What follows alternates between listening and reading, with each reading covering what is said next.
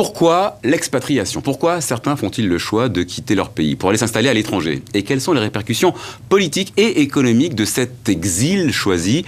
Question que nous allons poser à Hélène Conway-Mouret. La ministre des Français de l'étranger a organisé une conférence ministérielle sur ces thématiques et elle est l'invitée de la rédaction de TV5 Monde. Bonjour, merci d'avoir accepté cette invitation, Madame la ministre.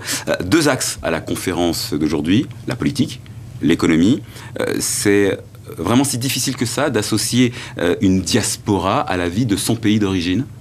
Écoutez, pour une première conférence, puisque c'était une première rencontre de mes homologues et de moi-même, je crois qu'il était important de poser des questions simples et de pouvoir tirer finalement des raisonnements, des solutions et des réponses à ces questions que nous nous posons tous individuellement. J'ai pu le voir lors d'entretiens bilatéraux quand je suis allée en visite dans différents pays ou quand mes homologues viennent à Paris.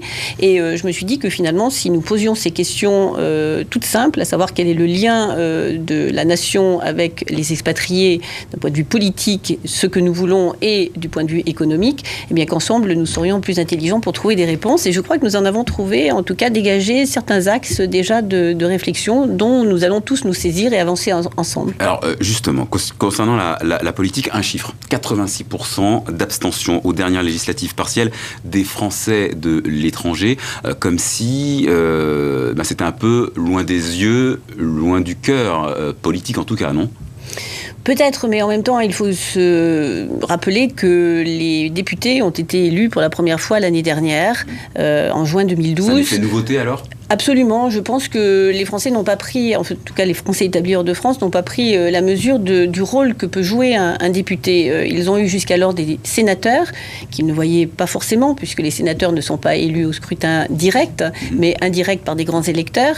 Et donc là maintenant, je crois qu'il faut donner un petit peu de temps au temps pour qu'ils se rendent compte du rôle que jouent ces députés. Et puis il faut savoir aussi que les partiels n'ont jamais un taux de participation aussi élevé que les élections générales. Alors tout à l'heure, vous disiez collectiviser des réflexions individuelles. Les constats et les solutions, c'est quoi du coup ?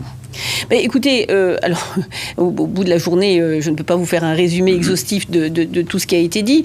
En tout cas, c'est une volonté partagée d'abord de reconnaître l'existence de ces diasporas pour certains pays, de ces communautés expatriées pour d'autres. Ça dépend de la terminologie que l'on veut bien employer, et du rôle que celle-ci peut jouer d'un point de vue économique et d'un point de vue politique, c'est-à-dire d'influence. Politique, la contribution irlandaise était très intéressante puisque il nous a été dit qu'il y avait 4 millions d'Irlandais en Irlande et 70 millions d'Irlandais à l'extérieur dans le monde.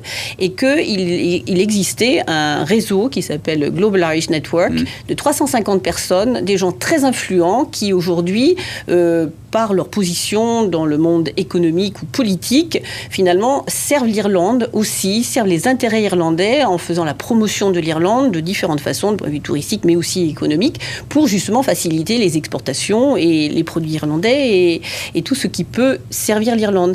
Donc c'est voilà un exemple concret, si vous voulez, de ce que nous pouvons faire, de ce dont nous pouvons nous inspirer pour tous ensemble faire la promotion de nos produits, booster notre économie et redresser le pays puisque nous sommes tous engagés dans ce combat-là. Alors on va parler justement économie. Et entre Paris et ceux qui vivent à l'étranger, il y a parfois de l'incompréhension. Les expatriés se sentent parfois délaissés alors qu'ils ont l'impression de participer au rayonnement de leur pays. Illustration en Côte d'Ivoire, signée Anjar Magnani. C'est toi qui prends la nuit. Établi en Côte d'Ivoire depuis 35 ans, Guy Passerini tient une brasserie parisienne dans un quartier huppé d'Abidjan. La plupart de ses produits, il les achète en France. Pour ce discret ambassadeur de la cuisine française, c'est sa façon de contribuer à l'essor de l'économie française à partir de la Côte d'Ivoire.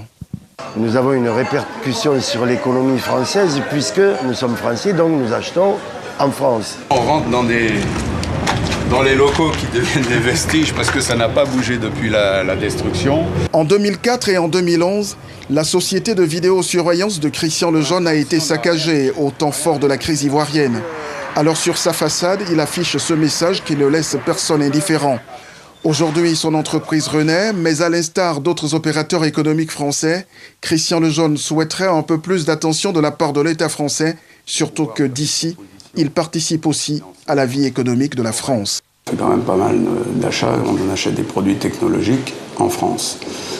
Ensuite, sur l'économie, effectivement, on voyage. Quand on voyage, la destination première, c'est la France. On va voir la famille, on va voir les fournisseurs, on participe à des colloques.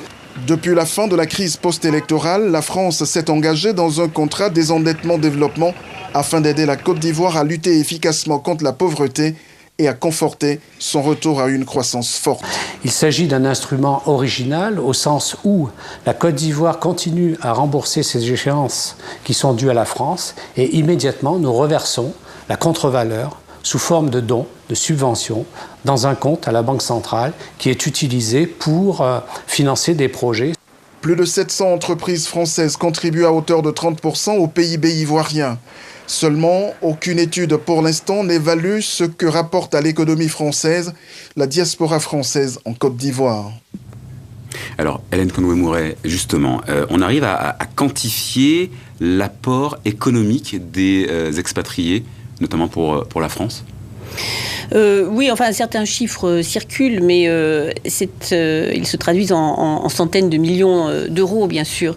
Mais là, je crois que vous avez de très beaux exemples de ces Français qui achètent, qui font fabriquer des produits en France, qu'ils importent, et qui donc contribuent à notre commerce extérieur, si vous voulez, et qui en même temps font la promotion de la France par le biais de la restauration ou d'une société de sécurité, avec toujours un label de qualité, un savoir-faire qui est reconnu à l'étranger et qui est vraiment très très apprécié. Non. Donc c'est ça aussi l'apport économique, c'est d'abord l'humain. Ça passe par l'humain, par tous ces Français qui chacun sont un petit bout de France à l'étranger. Merci beaucoup Madame la Ministre d'avoir répondu à nos questions. On va passer au sport avec Francis.